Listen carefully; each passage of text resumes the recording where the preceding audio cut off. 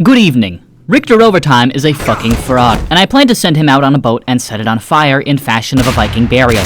When I was a wee pup with too much internet access, YouTube was essentially just ending its infancy, and thus finding its sort of defining identity in its many spaces, as was the internet as a whole, with a new wave of young users both using the internet to find entertainment in a life of boredom or as an outlet to create whatever they wanted. As a result, this site became sort of a weird Wild West of content, not necessarily in the regard that they were outright inventing new mediums and genres through which to express themselves, though some were, but more in the senses that these creators were taking the previously established concepts of vlogs or storytime videos and putting their own unique spins on it, whether it be through how they do their content or just how they present it through being themselves. But arguably the biggest hodgepodge of diverse content varieties, at least for me, existed in the gaming side of it all, and I think this was evident for me especially because I didn't really watch several types of content at once. I kinda just had phases of different types of gaming I'd watch and what group of quirky, silly, goofy YouTubers I'd watch, some of which are on greener pastures and others of which are in prison. Others of which somehow aren't. But seriously, aside from the obvious factor of how many games exist for people to make communities for in the first place, people were expressing their fun had in these games in their own unique ways that had never been seen before. Everything from Let's Plays to Machinima to like old game theory, to way more obscure shit like full-on animations and even just simple modding of games. And I mean, come on, the absolute biggest of these had to have been the one with modding literally incorporated into the name of the game, right? Gmod. You might argue that Minecraft was up there, maybe even more so, but it was inherently different not only because they ended up spawning entirely different audiences, like wildly different audiences. Holy shit! While Minecraft was an open-world survival game that had mods available as third-party extensions, and largely still functions as such, Garry's Mod is inherently a sandbox game with modding at its core. So much so that the Steam Workshop is basically limitless in terms of what you can do. From maps to skins to add-ons that put fucking Kazuma Kiryu and Minos Prime in this game. Literally, the only limit is that it has to be on the Workshop, and you have to have space on your hard drive.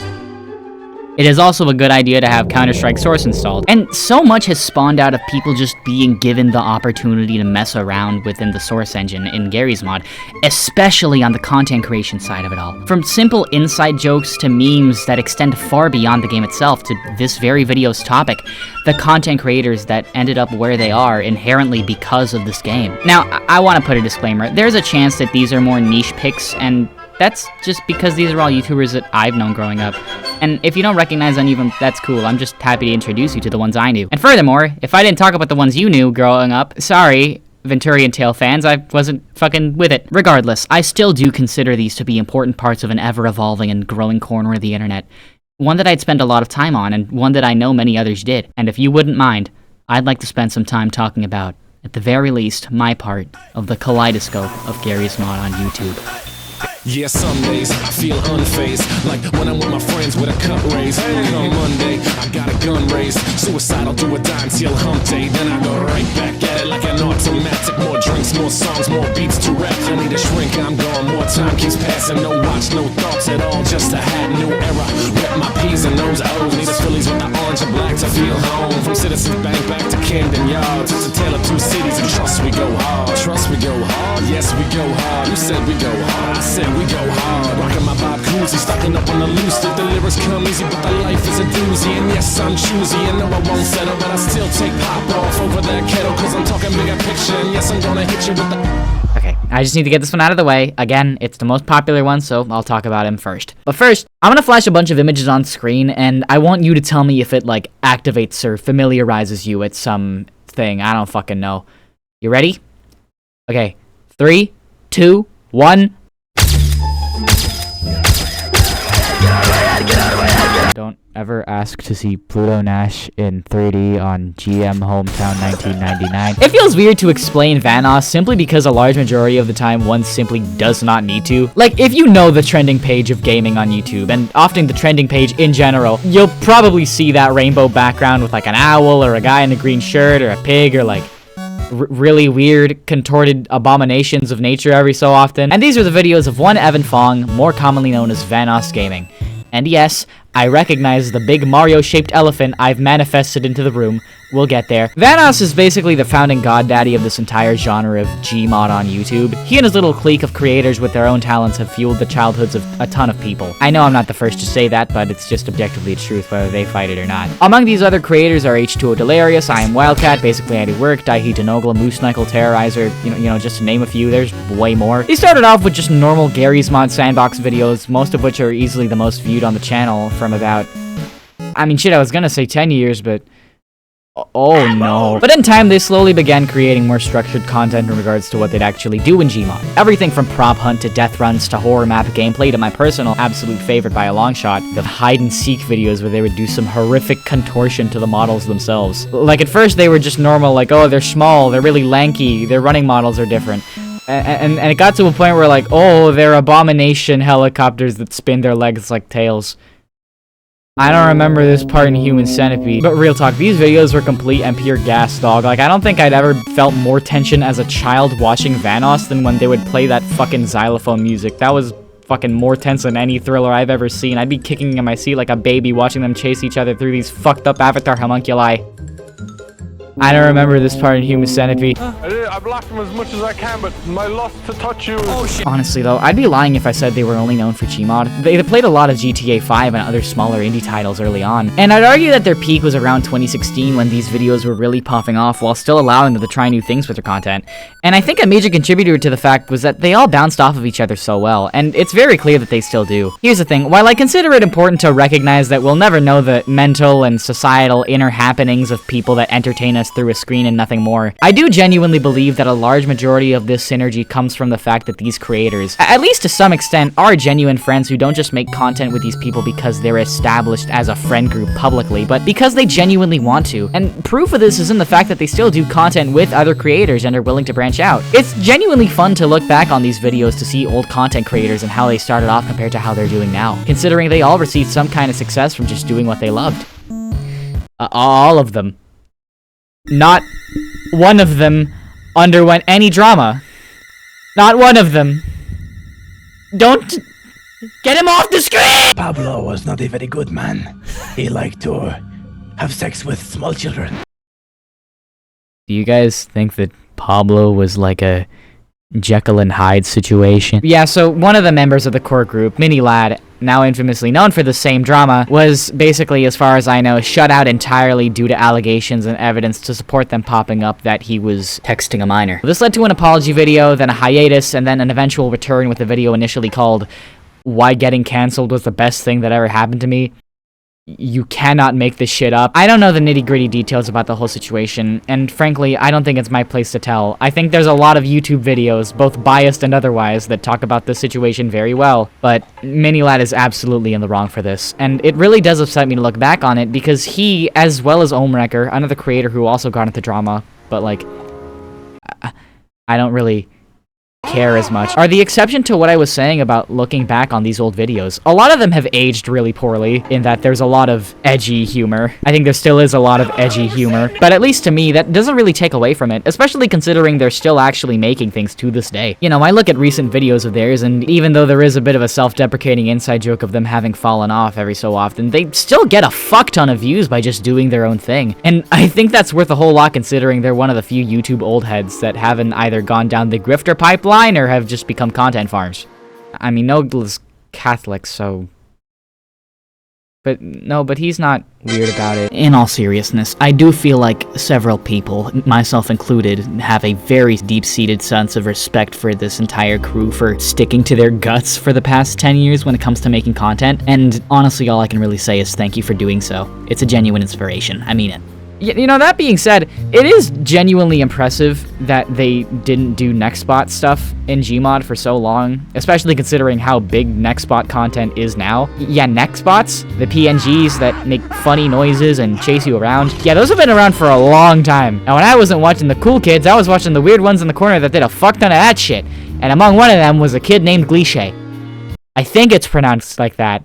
I said Glich'e for the longest time, but then I read the comment section, I was like, is it Glich'e or Glich'e? I don't fucking know. This was honestly kind of hard to talk about because of the fact that this was, I think, the very first Gmod channel on YouTube that I was into. And I say this not even having known what the game was called or what a YouTube channel was. Despite that, these were still basically my baby stimulant fruits bouncing up and down like this was the shit. As far as I can tell, Glich'e is a primarily Gmod YouTuber whose main appeal while playing the game came from what I honestly consider to be one of the purest forms of Gmod on YouTube, which is playing the sandbox game as a sandbox game. Unheard of, I know. Yeah, basically this guy's entire channel is just messing around in the sandbox, mostly on GM Construct, which is like the Gmod map.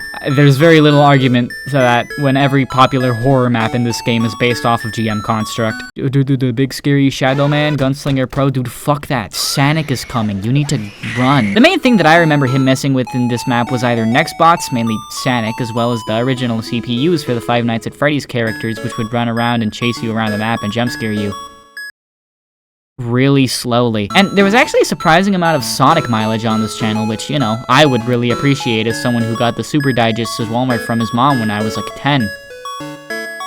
The Super Digests were Archie.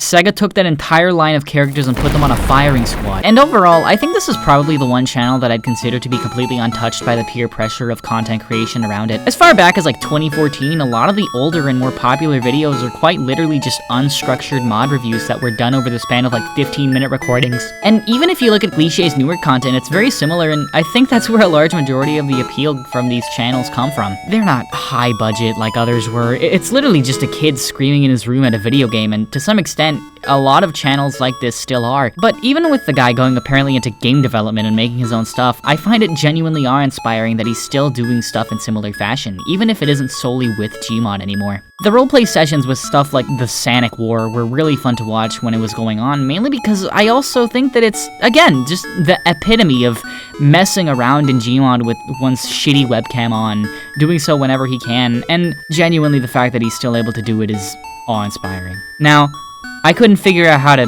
segue into these creators. I also don't know if I should call it a lightning round because it's only 2.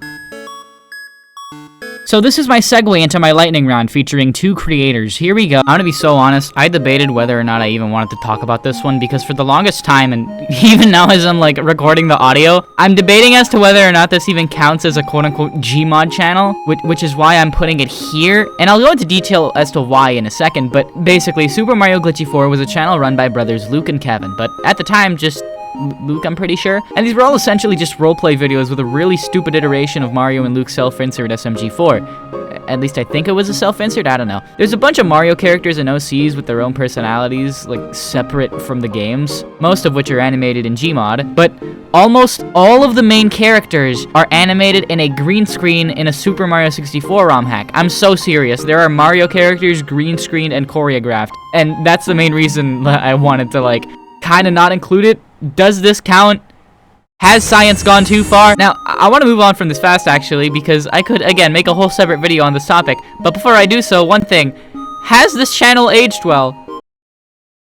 Has the use of asbestos in homes? Holy fuck. Like, there is so much blatant use of slurs and really shitty aged humor in these videos that it becomes kind of jarring to go back and watch some of this. And I honestly don't know if I can recommend it. In fact, I'm a little scared. This might be a bad look on me. I'm moving on. Oh, this is worse! Sonic Zombies was a series by Balena Productions about a bunch of Sonic character ragdolls surviving the zombie apocalypse, escalated through them basically going all over the world, and I think space at some point. I think I trauma-blocked most of the series. I'm deadass when I say the only thing I remember from this is the jokes regarding Rouge being, like, sex-related, and I don't know, I think Knuckles was gay or something? I don't know, I kind of want to skip this one. I'm done. Genuinely, I think the only part of the series that I'm willing to, like, show, I think, is this. Yeah, I took up 4 parking spots with my Hummer. Yeah, I smoke cigarettes even though I have passengers in the car. You know, honestly, I can rest easy knowing that these creators are at least on greener pastures. SMG4, as in the collective brothers Luke and Kevin, now own Glich'e Productions, which is known for publishing some amazing shows, such as the upcoming Gaslight District and the amazing Digital Circus. And Balena Productions is doing his own animations, which are... You could definitely say they're an improvement. Real talk, while I do think it's important to hold these accountable in regards to like the content they were making before, I also think it's important to acknowledge that unfortunately it was just a different time. And while I don't consider that to be an excuse necessarily, I do think it's important to acknowledge that the fact that they're able to open up to recent content at least shows that they've grown to some extent and have become more aware of the content they used to create. I love the shit Glich'e does, and only wish Belena the best, and hope that they continue to grow, both in terms of content and as people. Because I know a few creators that are straight up not willing to. Now, I'd be lying if I said there wasn't a creator that I felt like an actual physical mandated need to talk about when it came to Gmod on YouTube, and it's for a very good reason. I think this channel is probably one of the most important to Gmod history as a whole, solely because of how much it's affected the YouTube scene. When I say this, I mean that this channel has, without realizing it, provided the blueprint for what I at least believe makes a good Gmod video in general. Like I mentioned earlier with Glich'e, the epitome of a lot of these videos is just content creators, sometimes amongst each other, who all just do what they want in a video game that they all enjoy. And when I say whatever they want, I really mean whatever they want. Especially with this group, there was nothing they wouldn't do, from those stupid hide-and-seek videos to the next spot runs to literally just messing around in the sandbox and playing their own silly little mini-games. And while I'd argue that these were somewhat affected by the trends in the real world, I'd still genuinely consider all these videos to be from the heart, as stated by the creator herself while she was in the content creation stream. However, before I talk about this YouTuber, I actually have an important question. Why are we all in the scary-looking cornfield, alone, in the dark, surrounded by corn? Miss Breezy, formerly known as CoolDude3, was a YouTuber who started off with Minecraft videos, actually. You might know her for the absolute banger that is like a block. So that's an ordinary day for you then? Absolutely. I'm a blow.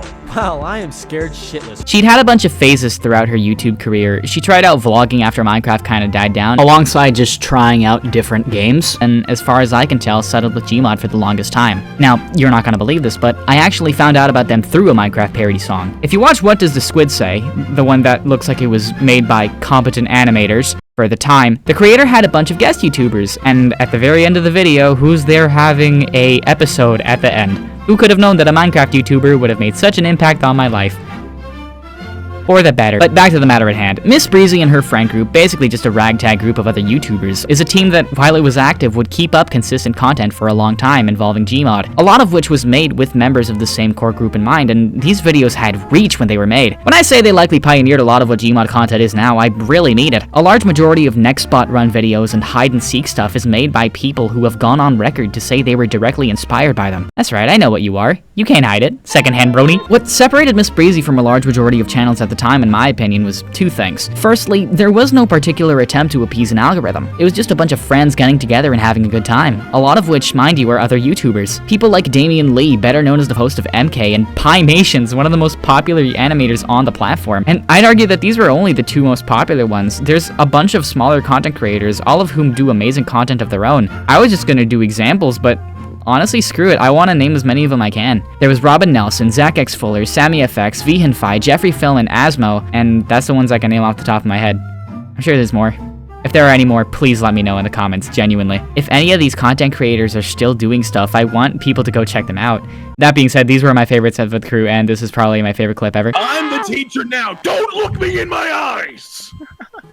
Yes, sir. Welcome to Pothead Academy, where you learn how to sell real estate in 100 different ways. The fact that this was an entire community driven solely by inside jokes, witty banter, and a genuine desire to just create because it's what they all enjoy is absolutely incredible to me. Which brings me to the second reason that I think this group just works. The content, at the very least, seemed genuine. There was very little planning when it came to these videos, as I mentioned earlier, and when there was, that didn't really take away from it. If anything, it made it more interesting, I'd argue. Like the meme ventures and the Breecorp videos that were amazing, and even when there was an attempt to appease an algorithm, it was still something that they made on their own, and that they made their own. Those Obama videos aged well, and when I say that it was people messing around in Gmod to their heart's content, I mean that in its purest form. There was genuine enjoyment in making these videos from them, and I really do hate to say this part, but I feel the need to with a grain of salt. I only really tend to mention drama with certain individuals that I talk about because if YouTubers are known for a particular aspect of their career, then it would be ignorant not to mention it, which is why I feel the need to mention that Miss Breezy did have a couple of things for which she could be considered controversial. The significantly lesser one, though, is that she came out as a woman in 2017 This is not nearly as controversial as it is these days, but could have been at the time of the announcement. Though as far as I can tell, and while I consider that I am not anyone to know what happened behind the scenes, it seemed as though, community-wise, this seemed to help her, if anything, because it seemed to filter bad eggs from her community specifically and actually grew her audience. So this wasn't nearly as big as one particular event that was incredibly recent. In 2023, she had begun working for Meat Canyon, and from there, a chain spiral reaction led to a bunch of events, including the deletion of her own YouTube channel after a bunch of hateful comments directed towards her, and admittedly several inappropriate responses to them on her part. As a result, over 10 years worth of content were basically deleted forever without warning. Thankfully, in terms of the creator, Bree Bo herself is seemingly better. Her Instagram is still up, and she seems to be doing significantly better after the deletion of her own channel. She said herself that a large majority of hate was a result of the channel's existence, and now that it's gone, it is somewhat a breath of fresh air for her. She had planned a small return to form on her non-deleted channel, Bree Hive, and has been posting regularly on her Instagram. So, to me, this says that she's doing significantly better. If anyone's main concern is the fact that her videos are no longer watchable, they are. The Miss Breezy archive has been actively documenting her videos and keeping them up on the internet so that people can watch, but at the end of the day, mental health should absolutely be prioritized in this case. And I know that this is the internet, so no one really knows what goes on behind the scenes, and all that stuff about authenticity could be me just making stuff up through nostalgia classes. But at the end of the day, this is a channel that, compared to all the ones I talked about, represented what Gmon should be, first and foremost. Dumb fun spent between friends and colleagues, not made for the sake of appeasing an algorithm first and foremost, but for fun first and foremost. And I'm so happy to say that some of the creators that I mentioned today still do that. As I mentioned earlier, Vanoss and his crew are still doing things in their own styles while branching out to new creators. Glich'e is still making videos while in post-secondary. Balena and SMG4 are still creating and pioneering others to create. Miss Breezy's on Instagram and working on several other projects. Hymations is obviously known now as one of the many animation godfathers on YouTube, working on several personal projects such as Suction Cup Man, the How to Be Cool series, and his own series with Zach X Fuller, who, by the way, alongside Damian Lee and Robin Nelson, are all now accomplished voice actors, with Damian playing Dax in How to Be Cool, alongside, funnily enough, Bree as Peeb, and Robin and Zach both scoring roles in Moro's Indie Cross, which is really funny when you consider that Glamrock Freddy, played by Robin, beats the living shit out of Springtrap in that animation. We've come full circle. Sammy FX and Vihanfi, or Jordan, stream every so often, and Jeffrey Fillman does vlogs in fucking Japan, and I bring all this up because not only do I feel like it's important for people to understand why content by these folks isn't one for one the same as it was 5 years ago, but because I hope that folks only wish them the best in their endeavors. Also, mid-editing Gerbil here, I'm just now finding out that Sammy's a DJ? What the fuck? But more importantly, I think it's a very important detail because I don't think anybody should necessarily be upset over the fact that these creators are doing their own thing besides Gmod. Because the scene that these creators had pioneered, that they created, it still exists. There's an entire array of creators that are still making in this game at its forefront, a lot of which are likely inspired by these same creators. I mean, I joked about it earlier, but Richter Overtime is someone who's constantly documenting Gmod and Valve lore in general, and it's always interesting to watch. On the RP sandbox side of things, the Outlaws Dark RP server was a whole Gmod server run by and for YouTubers just to mess around in their free time. And my personal favorite that I kind of feel the genuine need to mention, Gentoy, is probably the closest to this formula of just doing things that people like and that I like that I can think of, as seen through his hide-and-seek videos that he and his friend group clearly have a blast recording for. And also, he very much was someone who watched Miss Breezy. He said it himself, I asked. Gmod should be something that friends can come together for and create something with, no matter how silly or ridiculous it is. And these channels of both past and present show that to a beautiful extent. I don't mean to end this on a similar note to my other video, but I really do hope that the creators I've talked about today know just how much they've entertained and influenced others to not only play Gmod, but to use it as a tool to create videos, animations, machinima, and so much more beyond that, even beyond Gmod. I think it's only fitting that the game by which creativity was inspired the most was the one that likely got the most traction on the internet, a place where people are able to share ideas and just general good times as these creators have been for years, and still are. I'll leave it on this note. If you feel inspired by these creators, either because you've seen them before or because I've put them up on a pedestal for this video, then don't do nothing with that drive to create. Boot up the game, boot up any software that you can make anything with. Start playing, start creating, start recording, do whatever you want to do, and let it be known. Because that era of Gmod, the one we grew up with, it was alright, but everybody over there is doing their own thing now, and we have the recordings of those days. But with enough will, you just might be the ones who make the next set of memories to look back on. So why wait? After all, there's no going backwards.